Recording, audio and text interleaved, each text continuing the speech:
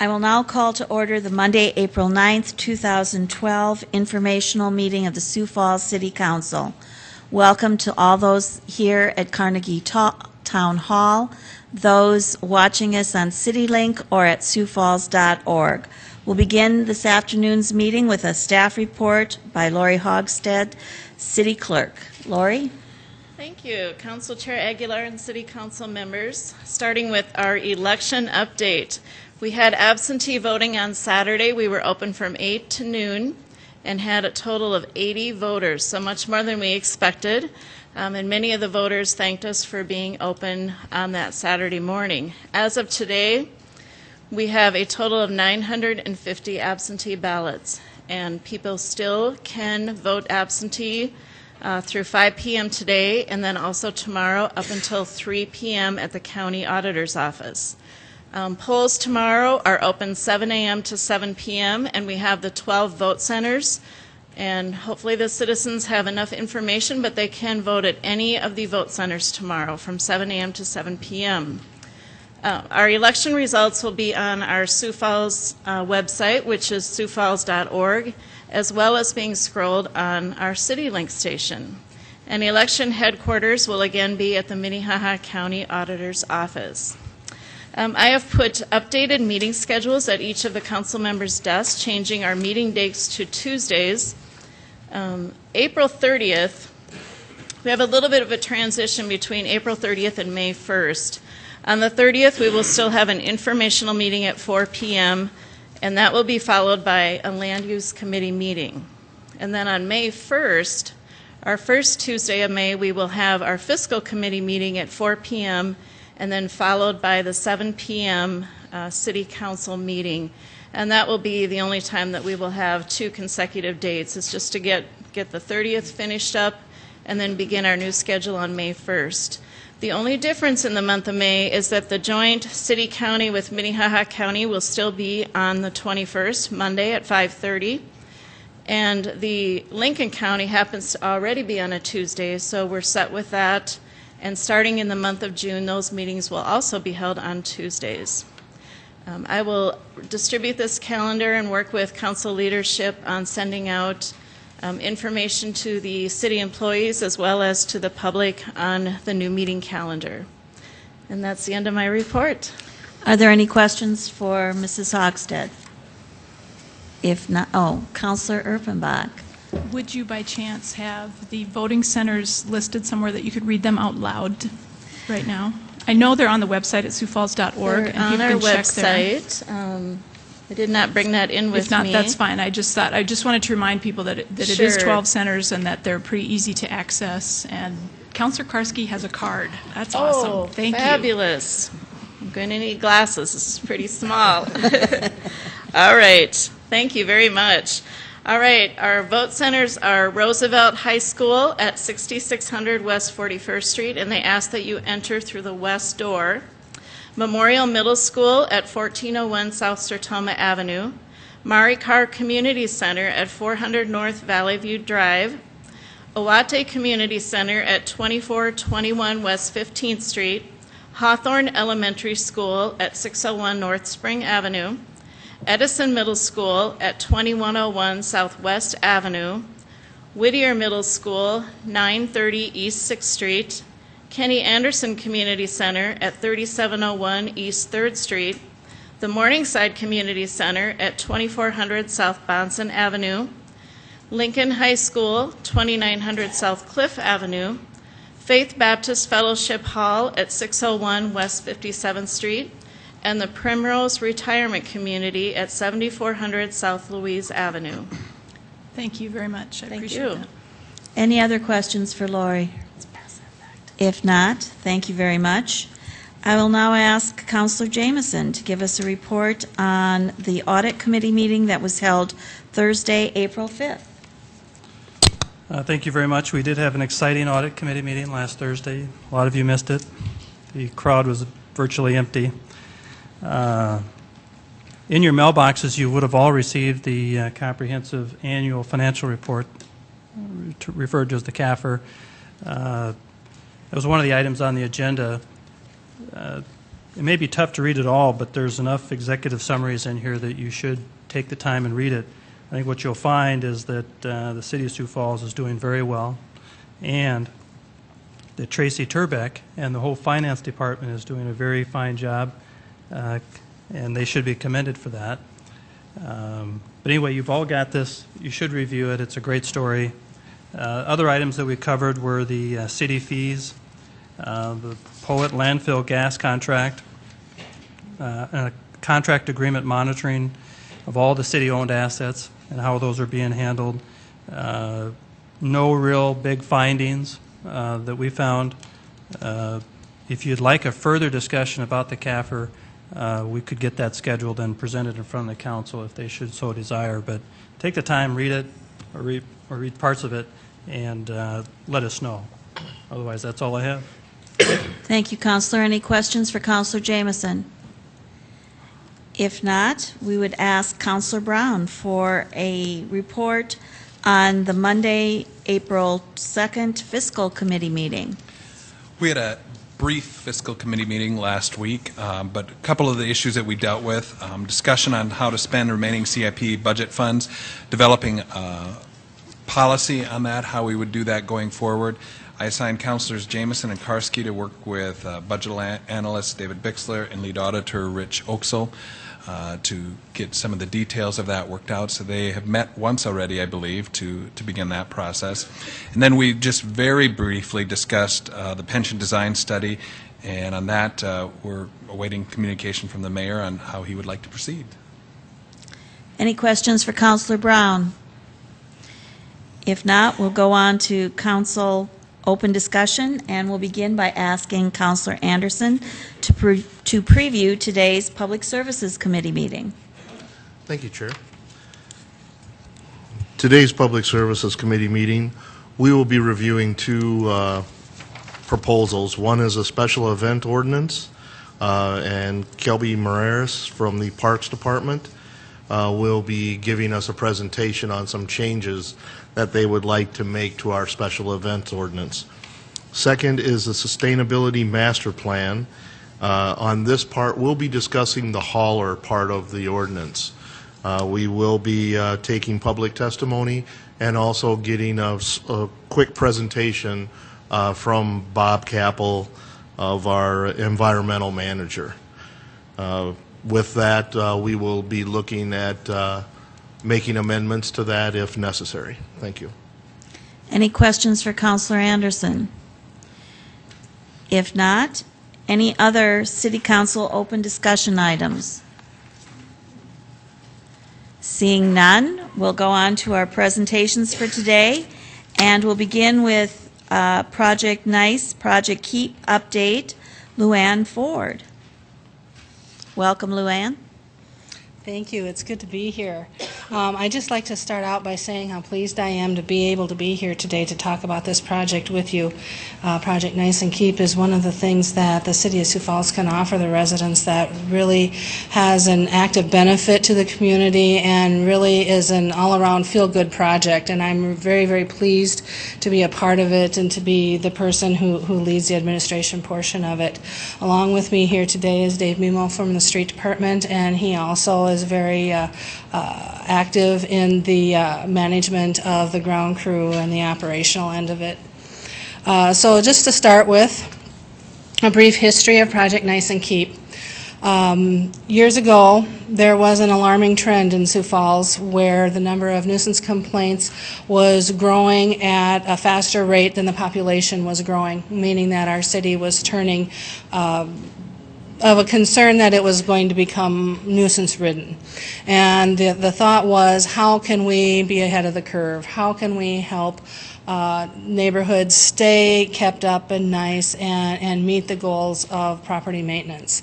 And so that's where Project Nice came from. And Project Nice is a 3-year program. So the first year of the program, There are several assets that get spent in the neighborhood that's chosen. The first one is the city-supplied cleanup, where residents can put their items out at the curb that they don't want anymore, and the city will come along and take it away to the landfill for free, or recycle the things that can't be recycled. We also provide guidance on property maintenance and city programs. Two of the educational outlets that we have is the property maintenance brochure that I'm sure all of you have seen once or twice through the years.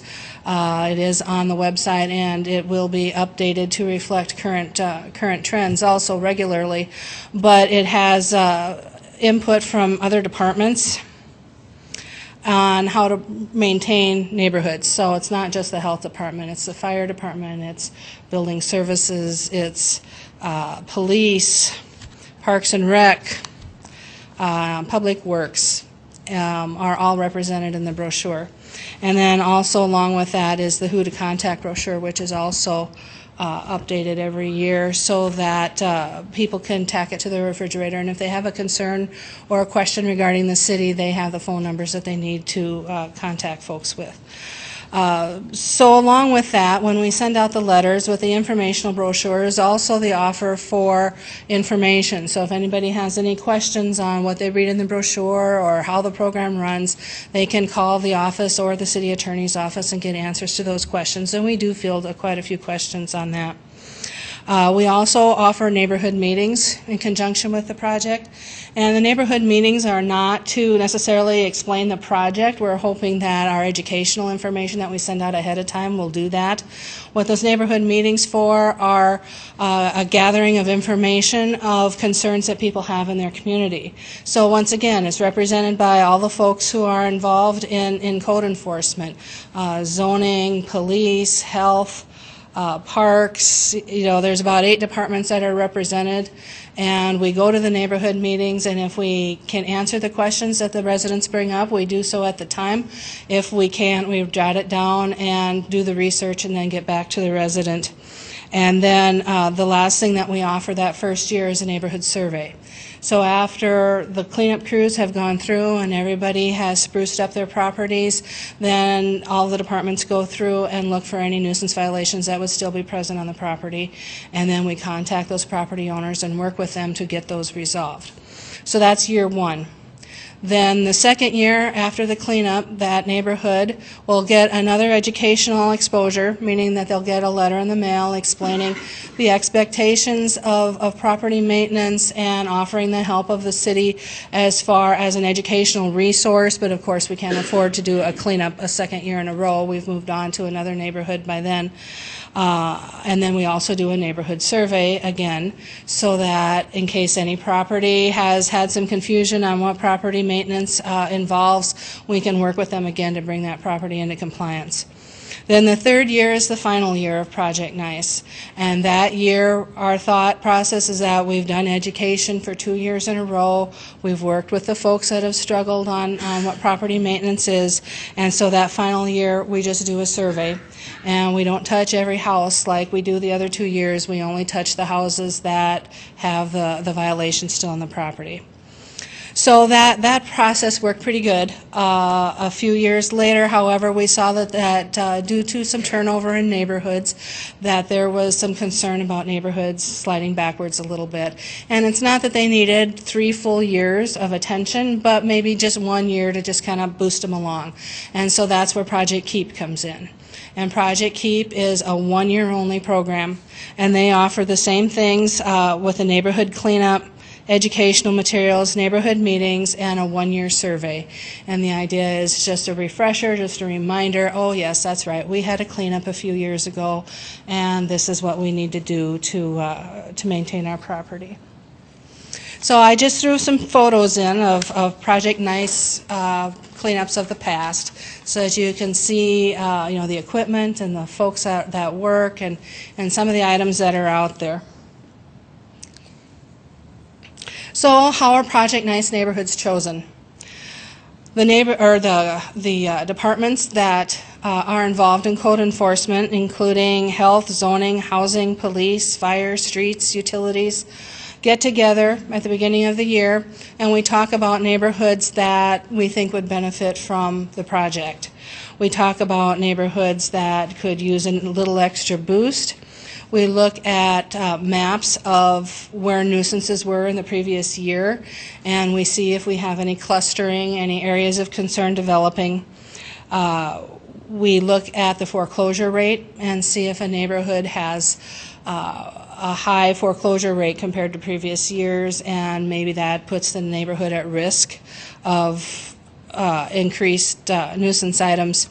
We look at the maturity of the neighborhoods, because as a neighborhood matures and the people who live there have raised their family and are now living in an empty nest situation, they may have a little bit more difficulty getting rid of things that they would want to get rid of when they don't necessarily have young folks around them anymore to help them, or know anybody with a pickup, or maybe just haven't had the time in previous years to clean out their house. Well, now this is the time when they can do that.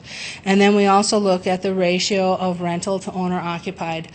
We find that areas that have high rental have a concern. Areas with low rental, there's a lot of investment of people into their homes. It's that 50-50 ratio of 50% rental and 50% owner occupied that demonstrates a neighborhood that could be on the brink of concern because of that, the mix that you have of rental with owner occupied. Okay. So what we have here is a map, and I know it's kind of small, but it's very colorful. The red areas show the areas that we're going to be cleaning up this year. So the west area is I-29 to Sertoma, 26th Street to 41st Street.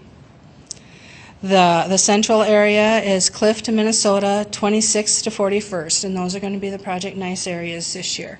We are taking on 2 sizable areas to clean up. We really think that we're experienced at this, and we can move a lot of things. And then the Project Keep area is the purple area, which is further north. It's Cliff to Weber, 10th north to the railroad tracks. So those are the 3 areas that we will be touching this year with the cleanup. And now what about the cleanup? Next slide. Thank you. The most visible portion of the project is the cleanup. I mean, all the education and the phone calls and the letters are reaching out to people even now as we speak. But what people see the most of Project Nice is the cleanup. And during that time, citizens in the selected neighborhoods can place items at the curb and the city will haul it away for free.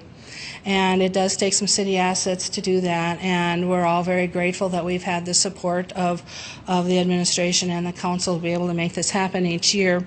So I've just made a list of some of the things of interest. Over 100 people on the ground each day that week, including 35 tandem trucks and drivers, 4 side dumps and drivers, 20 people on the ground who are lifting the things into the front end loaders so that it can be put into the trucks. 6 front-end loaders and drivers. An appliance crew goes around, and they recycle the appliances that are laying out there. We have a separate tire crew that goes around and recycles the tires that are laid out as well. And then we also have a branch crew that goes around and picks up all the branches separately so that they can be shredded and recycled as well. We also have a cleanup crew that follows behind us to make sure we're not making a nuisance as we're cleaning things up, so that we're not leaving a trail of things both on the street as we're going by. The street department will come by with their street sweepers and clean everything up after we've gone. But we also have people that follow behind us on our path to the landfill so that we're not losing things as we're driving out back and forth. And the environmental staff from Public Works goes through the piles and separates out hazardous materials and electronics. We do put the information in letters, but sometimes folks put the things out anyway.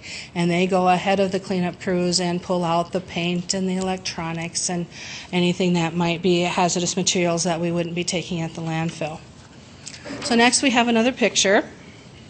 Just more workers and an example of some of the things that we take. And then the next is people behind the scenes, because the people who are out on the street, get a lot of visuals and people can see them working. But there's a lot of people behind the scenes too, who work to make Project Nice. work, and artwork and brochures. We have artists, we have media services that does our letters, people who write the letters, GIS does the maps for us. We have the people who run the neighborhood meetings at the police department. Even though we're all there, they take the lead on those neighborhood meetings. Transportation, folks to and from the work sites, to and from the office. We supplied food and water for the people out there because there are no breaks. We work straight through, and so a lot of work needs some energy and some water besides. The maintenance, the people who keep up the equipment so that if it breaks down or we have any issues with it, they fix it. And then at the end, all the people who help at our jobs so that we can be out there doing Project Nice. So when you look at it from that point of view, there's probably hardly an employee of the City of Sioux Falls who isn't affected at some point by Project Nice and Keep, if not actually physically working on the project, covering for those of us who can, so that we can be out there doing it. The final point that I'd like to make here is, what does this project do for us? What does it do for the City of Sioux Falls? It cleans homes and neighborhoods of clutter and nuisance, which benefits the health and safety of everyone. It's fire hazards, it's hazards for the police department, and it's a health issue for neighborhoods to have nuisance items laying around. While the population of Sioux Falls has continued to grow, the nuisance cases have remained almost static. That's a statistic that I've followed through the years just to show that the project is doing what it was originally set out to do, and that is to help control the workload of the city staff as they try to keep Sioux Falls looking good. This forefront project works to help our jobs easier, actually. Boosts neighborhoods' involvement. What we find is that neighbors come out of their homes and greet us, and they talk to each other. And far more than just the nuisances that it controls, it also maintains that sense of pride in the community. And we see people doing landscaping, we see people painting houses, and doing maintenance things on their property that they're not required by law to do, but it gives them a feeling of good that they're out there. And then it benefits city employees by providing the opportunity to help neighbors and an opportunity to work side by side with other city departments. I can't tell you how good it feels to work out there and have somebody in the community coming up to you and saying, thank you for taking this item. I couldn't get it out myself. I had no way to have it removed, and now here you are taking it away for free. That's a very feel-good situation, but also to be able to work side by side with other city employees that you wouldn't ordinarily meet. I mean, Dave and I have worked together for years, and if it wasn't for Project Nice and Keep, I don't know that I ever would have met him. And he's a wonderful person and a professional to be proud of in this city, and I'm just very pleased that this project has allowed me the opportunity to work with such a great group of people. One more picture to look at. We see some different things once again that are laying out on the community, out on the curb for us to clean up. So the last thing I wanted to point out was some statistics. So what is this talk without a few numbers, right? So last year we removed 499 truckloads of debris from the neighborhoods that we cleaned last year. This is over 730 tons of items that were taken out of circulation in the neighborhoods. This works out to be a load every 4 minutes over the span of the cleanup time. So when you think about the people out there on the ground, the trucks, what they're moving, and every 4 minutes a load is going to the landfill. And so I'm just very personally proud of this project and what we do. So if you have any questions, that's all I had. Dave and I are both here if you have any questions. Councilor Erpenbach. Sorry. Wow. What can I say, Jim? Thank you, Luann. I appreciate you coming and helping us with this. Tell us the timing on it and the neighborhood meetings, please. Sure. Yes, good question. Next week is Project Nice Week, the cleanup week. It is April 16th through the 20th. It starts at 8 o'clock in the morning and goes to about 3 o'clock in the afternoon each day. the neighborhood meetings that since we have 3 very distinct neighborhoods this year, we actually have 3 neighborhood meetings this year. So we had to have one this coming Thursday, and that is for the Whittier neighborhood. And then we have one next Tuesday. Now you're going to ask me which neighborhood it is. I'm sorry, I don't know. And then next Thursday is the 3rd one. And if you would like, I can email that information out, exactly where they're at. No, that's fine. I actually live in one of those neighborhoods this year. I'm pretty excited. We were making our list this weekend, but so just to remind those neighbors, though, that there's been a lot of mailing coming out, and then that information would be, I assume, on the website on SiouxFalls.org. Absolutely, yes, so it they could is. look that up. Yes, it is. Great, thank you. Other questions for Luann? If not, thank you. Thank you.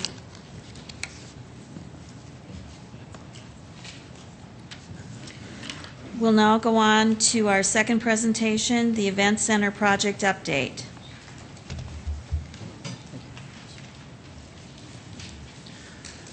Good afternoon, Madam Chair, members of the council. I get the pleasure this month of kicking off the Event Center update. So I'll be talking, of course, about the financing aspects of the project. I'll be followed then by Director Darren Smith, who will talk about the naming rights. Director Mike Cooper will provide an update on the facility management and food and beverage agreements. And then Mark Cotter, Public Works, will finish it up with an update on the project design and construction activities.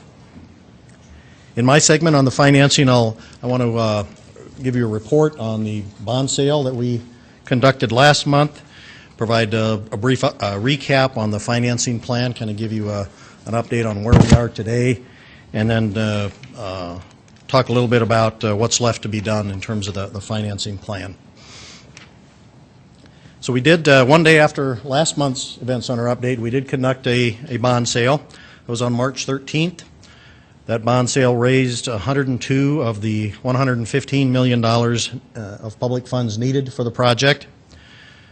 Those bonds were sold by a competitive sale, and I think if you look at the results of the sale, you'll certainly agree that the competitive process was a good choice, and I commend and congratulate the council for establishing that as your practice when it comes to selling bonds. I think it certainly has served the city very well, particularly in this case.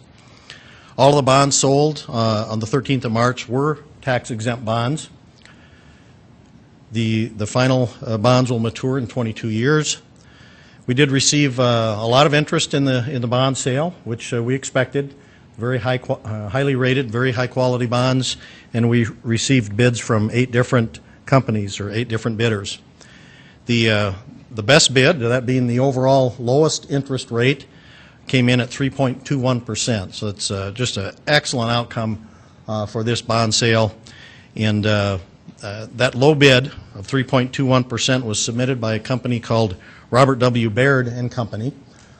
They were the lead firm on a syndicate of 22 different firms. So there were actually 22 different investment companies that participated with as part of the Baird group to submit that most aggressive bid.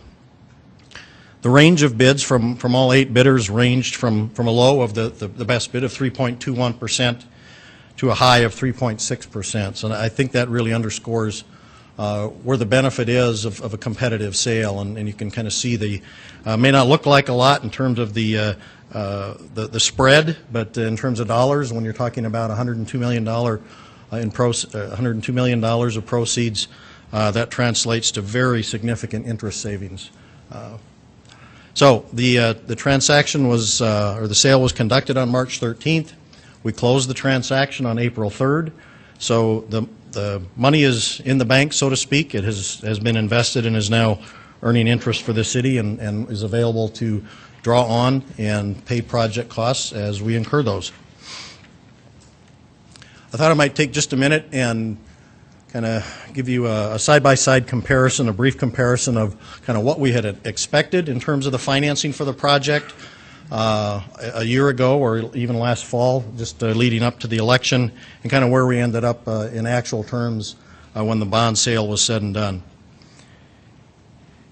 In the informational process leading up to the election, The interest rates that we had talked about with the public, we indicated we were expecting rates of around 4%, perhaps less.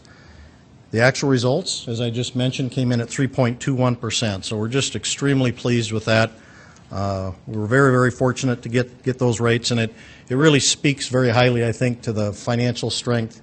Councilor Jameson just mentioned a minute ago that the City of Sioux Falls is doing very, very well, and that's certainly translated to a significant competitive nature when it came time to sell our bonds. And as you can see, we came in with a much better rate than we had anticipated last fall in the days before the election. So just how significant is that when we compare 3.21% to a 4%? For this bond sale for $102 million, that translates to over $16 million in interest savings over the life of the bond. So that's that little bit of interest rate spread from 3.21 to 4%. Translates to many millions of dollars in savings for the taxpayers of Sioux Falls. It averages out to about $750,000 each year for the 22-year life of the bond. So again, those are dollars that, rather than going to pay interest over the next 22 years, will be available for our capital program here in Sioux Falls.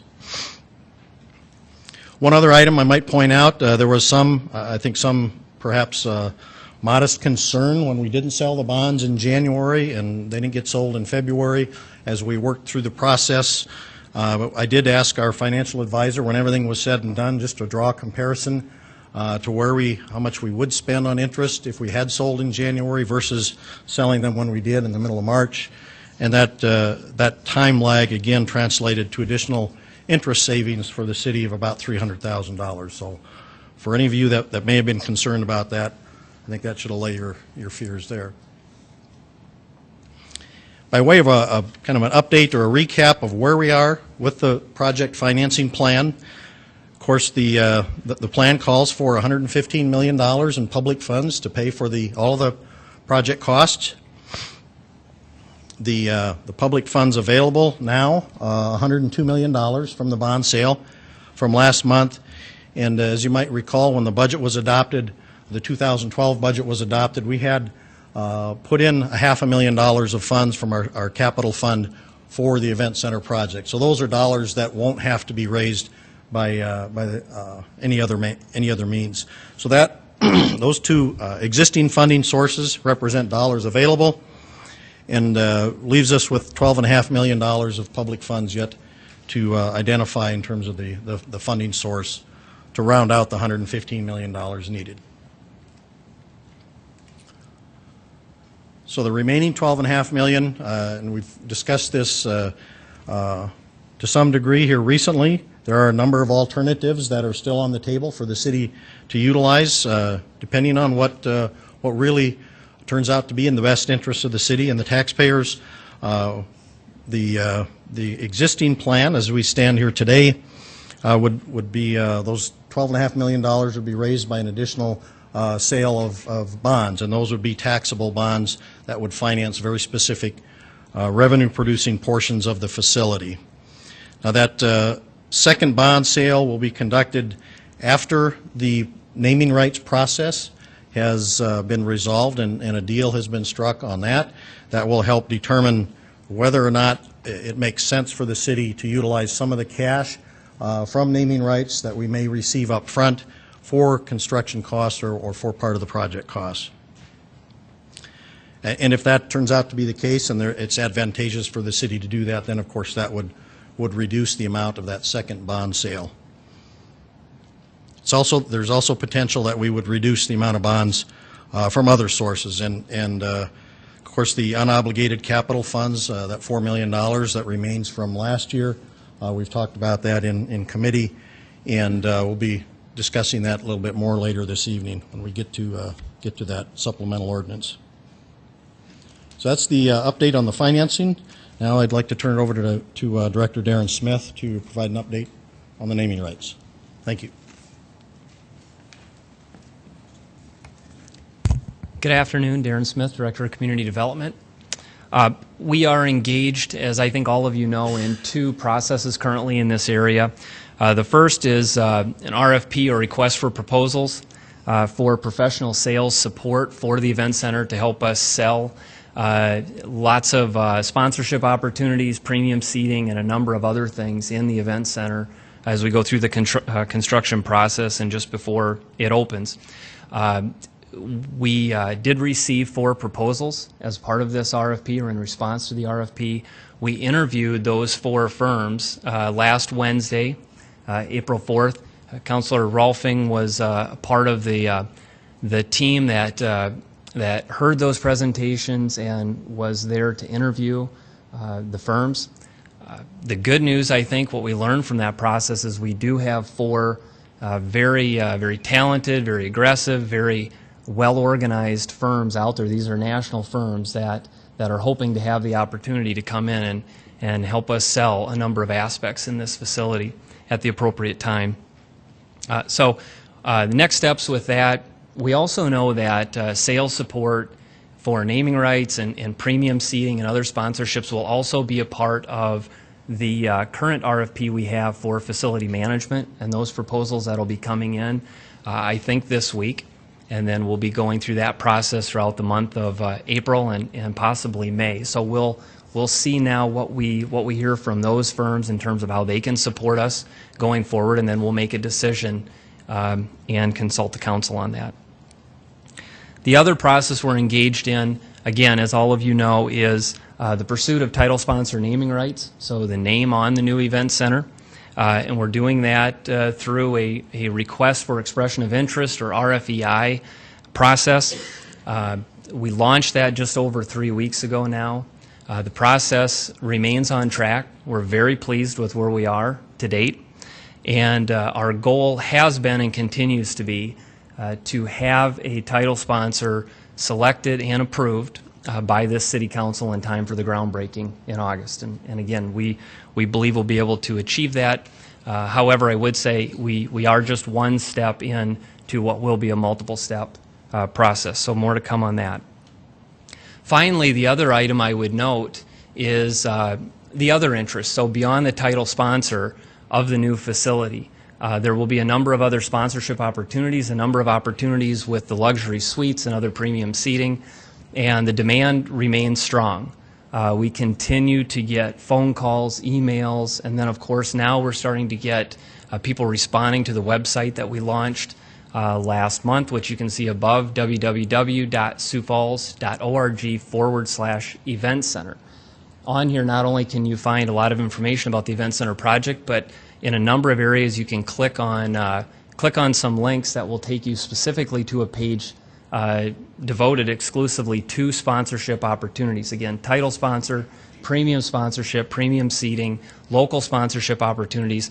And so people are going there, they're filling out the form as we've asked them to, and we're collecting that, and then at the appropriate time we'll be pursuing those opportunities as well. Next, I believe Mike Cooper will come up and talk about the items he's taking care of. Mike?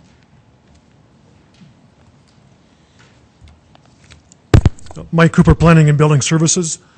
I want to give you a quick update on the aspect that we're working on regarding the facility management agreement as well as the food and beverage agreement. As we've said before, that we're working on parallel tracks to request proposals for these 2 potential contracts. Those RFPs are going to be due Thursday of this week. We have put together a selection committee based on the desire to have both city employees as well as non-city representatives. We put together an initial list of names that we thought would have a business background. We looked for a diverse group of people that we believe would be able to review these proposals. A big part of these proposals is going to be the financial aspects. The committee that we've selected to be the selection committee includes Raquel Blount with Lloyd Companies, Kathy Clark with Wells Fargo, Dale Froelich, who is retired but has an extensive background in both business as well as government management, and then Bill Townsend with Howalt McDowell Insurance. The city representatives would include Karen Leonard with the Attorney's Office, Darren Smith with Community Development, and Tracy Turback with Finance.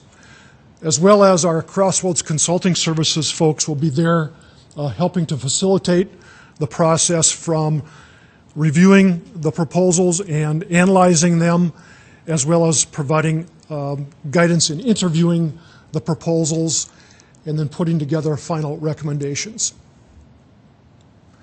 The timeline is the same as what we've reported to you last month.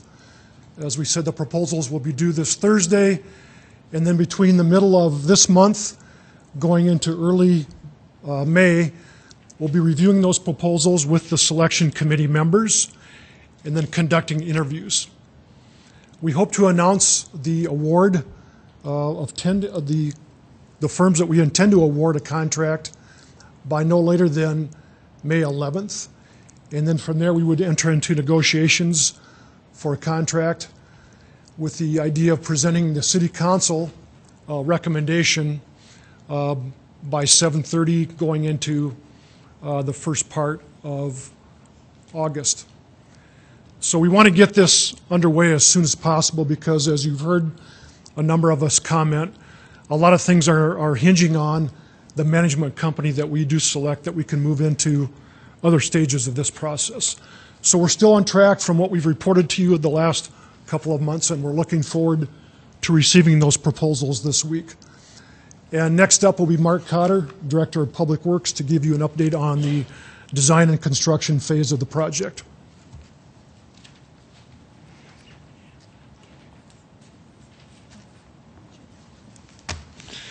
Good afternoon, Madam Chair and Councilors. I'm Mark Cotter with the Office of Public Works.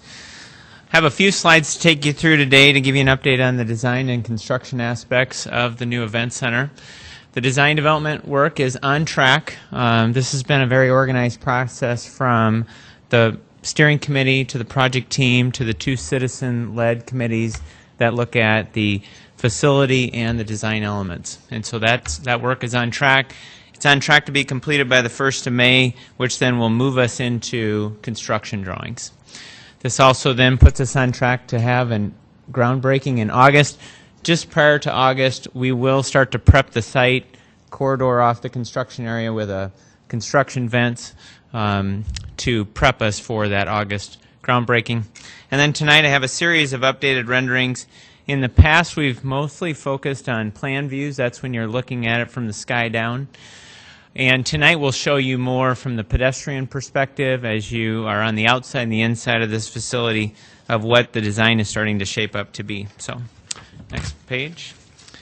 First rendering is the main entrance and really first impression of what this facility will look at. One of the things I want you to key in on here is that the large bank of doors that will be the main entrance. That's a repeating aspect in several of the renderings that are to come. But right here you have, right off to the left, all 4 floors from the event level to the main concourse to the suite level to the upper concourse, all that is open. And so you'll be able to, that will be a grand lobby that will be very translucent in its design. Next slide. This is the lobby entrance that is off the south and west corner of the facility, and so off to the right is the main entrance. That's where we just were. This entrance is right next to Western Avenue, and again, the whole purpose when we laid out the schematic plan last year and as we've carried it forward this year is that we're leveraging a lot of aspects of parking in the area, and we want to make the walk as short as possible, and so this is considered the southwest entrance. We're trying to maximize not only our parking but also our landscape amenities in and around the facility. Next slide. This slide, just to get you orientated, off to the left is the new Howard Wood press box that's being currently constructed. And right now you're looking at the north side of the event center. That upside down U that's a repeating aspect. That's precast concrete. It's an architectural element, but it's also a very functional element in the design. Both of those large vertical shafts are where the elevators are, the exiting staircases, the large utility corridors to get everything from power to low voltage to every floor. And then the band that connects those two towers, that's where our large air handling units are at to have, in most buildings, those are located outside. And so the people that maintain those have to go outside, and in our climate that's not very conducive. And so we have been able to provide an elevator to that area, and then they will all be enclosed, so they'll be very easy to operate. All right, now the next slide really starts us off last year when we were selecting for architects and constructors, is that we wanted to make sure that the teams had the ability to use the new technology which allows you to really build this model in 3D and then ultimately look at it in slices if you need to. So here's an aspect where we've taken off that entrance aspects except for the doors, and it does allow you to look and see not only the escalators as they go up to all 4 levels, it also allows you to see all 4 levels of that main entrance, from event level to main concourse to suite level to upper concourse. Okay?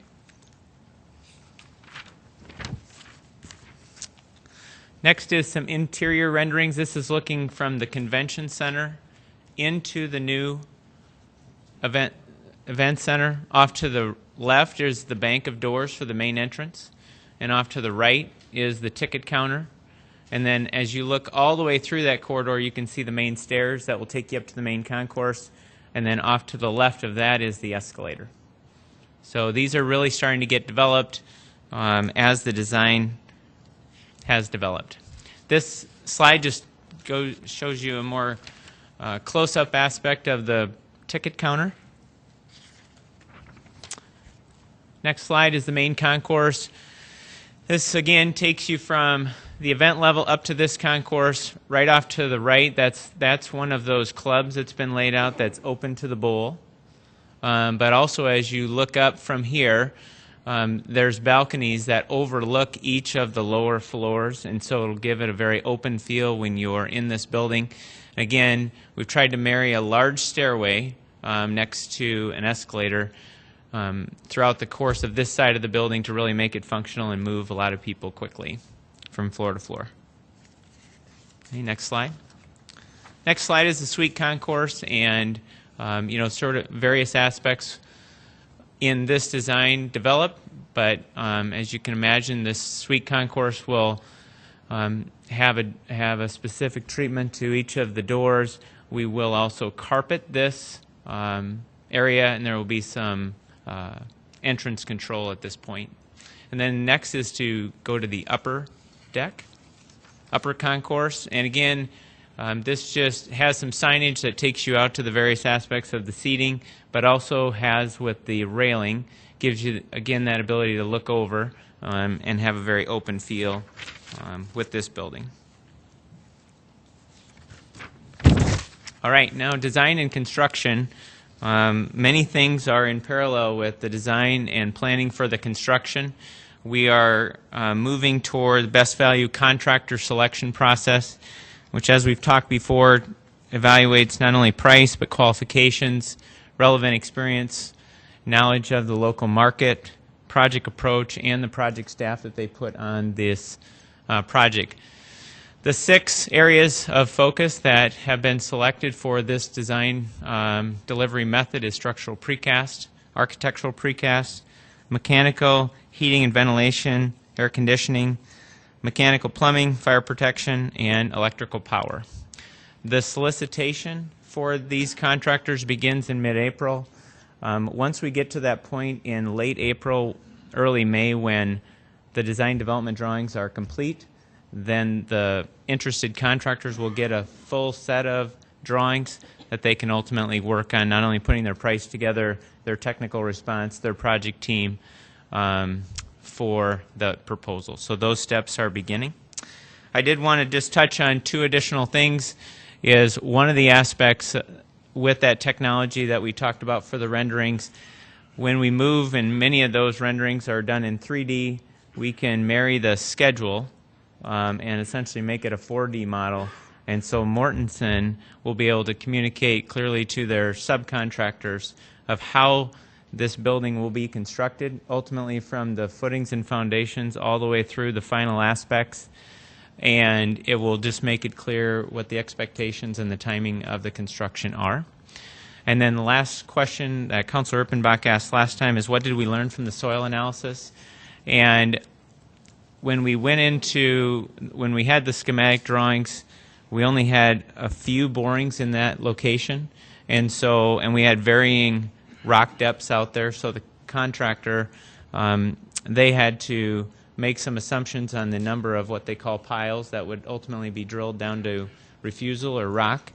And since they did vary so greatly, they had to have a fairly robust footing and foundation system in.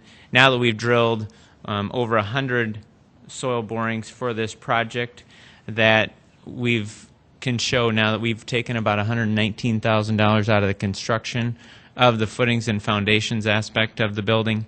And so clearly, when you're able to map something out to that extent, remove a lot of the unknowns, and ultimately we have learned that we have shallow rock, but we also have a large area in that area where there's a fairly unique valley that is in there with rock that we will have to go down with a footing pile system.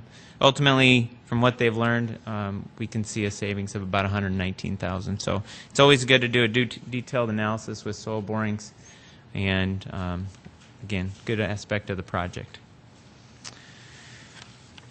That's all I have for you. Again, thank you for the ability to let us present the update to you. The next one is on May 8th, and the entire project team is here to answer your questions if you have any. Questions? Councilor Karski. I have a couple of questions, and they're kind of related regarding naming rights and the subsequent bond sale on the taxable bonds. So I probably want to start with the naming rights. What kind of term are we looking at for the naming rights, Darren? Councilor Karski, the short answer is we'll see what terms are proposed in the proposals we receive. In the RFEI, or again, the Request for Expression of Interest document, we did lay out in some key areas what our preference is and what we desire. And in there, we did state that we would desire a 25-year or a long-term agreement. Okay, good. Saying that we got a 12-year, and that's all we could get, what kind of resale is there typically? Do we have any idea on naming rights? Yeah, I think that's part of this process is we are going to select, and I've said this a number of times, and you'll hear me say it, continue to say it a number of times. Ultimately, we will select the greatest value proposal for the city. So it may or may not be the longest term, but it will be the greatest value, and that means lots of things, not only the dollar amount committed, but a number of other things, the potential for facility enhancements, marketing initiatives with a true title sponsor naming rights partner as we go forward with the facility. So we'll select the greatest value proposal for the city.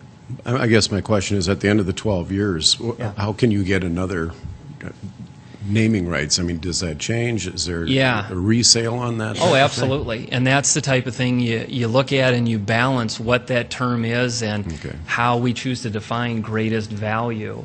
Now I understand your answer. Okay, thank you. And then regarding the second bond sale, Director Turbach, if you don't mind, are we looking at that having the same term of 22 years? It certainly wouldn't be any longer than that. That would be the maximum I would expect we would go out, and it depends on a number of factors. The size of it being one factor, because these bonds will carry higher rates than tax-exempt bonds. We would do what we can to try to pay them off more quickly than we would tax-exempt bonds. So that would be one thing we would look at in terms of structuring the repayment schedule, but 22 years would be the maximum. Max. Okay, and I guess one last question, if you don't mind, kind of to tie everything together with the naming rights and the bond sale. The second part of the bond sale is going to cover basically the operating side of the naming rights cover the operating, but the bond sale covers the taxable portion, I guess, for the naming rights. If we're saving $750,000 roughly on what we saved because of the interest rate that we gained, Would it be prudent for us to tie the term of the naming rights to the second bond sale, just based on revenues, future revenues, et cetera, having a shorter term? The revenues that we derive from naming rights or any of the other sponsorships would not be intended to be used to repay the bond, so there would be really no correlation from one to the other. So, I mean, regardless of how the revenues from naming rights are going to be used, the bonds are going to be repaid using second penny sales tax dollars. Okay. Okay. I was just wondering if, with the $12.5 million roughly that we have, that's about, and the $750,000 that we save annually, if we were to pay off those bonds in, say, 10 years instead of 22 years, we'd be about break even with the money that we would have had, I guess, is where I'm going with all that. And just not obligating the city for 22 years and only doing it for 10 years. Right, and as I said, that's one of the things we did when we issued this first set of bonds was to essentially save room in our payment schedule so that we can structure a second bond issue of taxable bonds with some maturities, hopefully a lot of more maturities in those earlier years, so that we minimize the amount of time that we're paying at those higher interest rates and pay them off more quickly than 22 years. So my hope is we would certainly get there, and if all goes well, it continues to go well, those bonds, taxable bonds from the second sale, would be paid off in a much shorter time frame than 22 years. But at this point, we have to leave that option on the table yet until we really know kind of where we stand with rates and other perhaps other sources of funding. Okay, thank you. Councilor Jameson. Tracy. Sorry, I didn't want to have you run back and forth. Nope. A quick question for you and then for Darren, if I could. Well, first off, it is exciting to see the low interest rate on the bonds and the fact that we're saving that $16 million. And I had a lot of people ask me about why haven't they sold those bonds yet, and I like the fact that we saved that $300,000. I mean, there was a lot of skepticism about what we were waiting for, and as I understood it, we needed the money right away, but I think the timing seems to be right. I like the idea that we saved that money. But I didn't see, do you have the total amount of interest that will be paid for this loan? Sure, I do have that. I don't have that with me, but I can certainly share that. Yeah, I think that would be good for us to know. The other one then is, as well, is the financing that last $12.5 million, or the idea of using naming rights cash for construction of the project. That really hasn't been determined. It'll only be determined after we kind of figure out how much money comes in, and right, we haven't really set that in stone. It's really we're going to figure that out as we learn more. At this point, yeah, I've tried to keep all of our options open, including raising all of the $12.5 million by selling bonds. And help me out. Try to remember the estimated operating expense for the building. Do you have that? Do you have that? Off the top of my head, no, I don't have that. I mean, we had developed a kind of a pro forma with a range of highs and lows. I know the projections of the net operating income range from a little more than $1 million to close to $2.5 million. That's right. Sorry, I was on the wrong side, because it's supposed to should make money and not. And that's your methodology for using that naming rights money for construction, because there won't be an operating. Well, that's certainly a factor, but the real driving issue in terms of using naming rights or cash generated from the sale of naming rights for construction is so that it frees up our ability to generate more private dollars from the sale of other types of sponsorships. There's only so much we can generate for this project from private sources before we run into our limitations under the IRS rules. One of the ways that we can maximize our ability to generate private dollars is to utilize some private dollars for construction costs.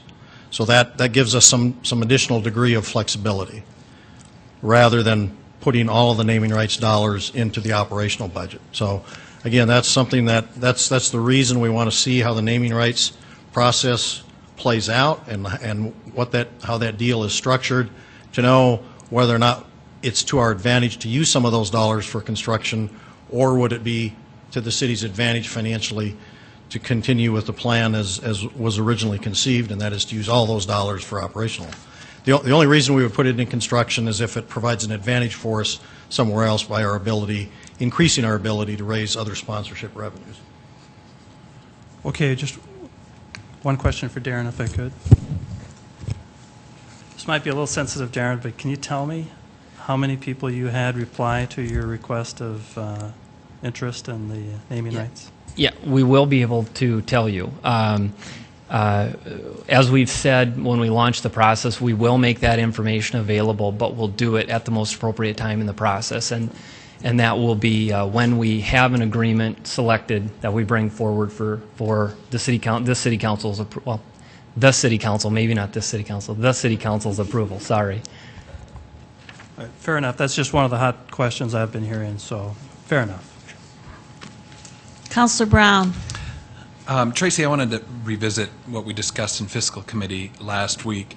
Were you able to check to see if there are higher cost bonds, in other words, those that have higher interest rates that we could call early and pay off sooner instead of the low interest ones we have on the right, event center? And that was certainly a good question. No, there are no other bonds that are prepared to be called or available to be called that would carry any higher or lower interest rates for that matter.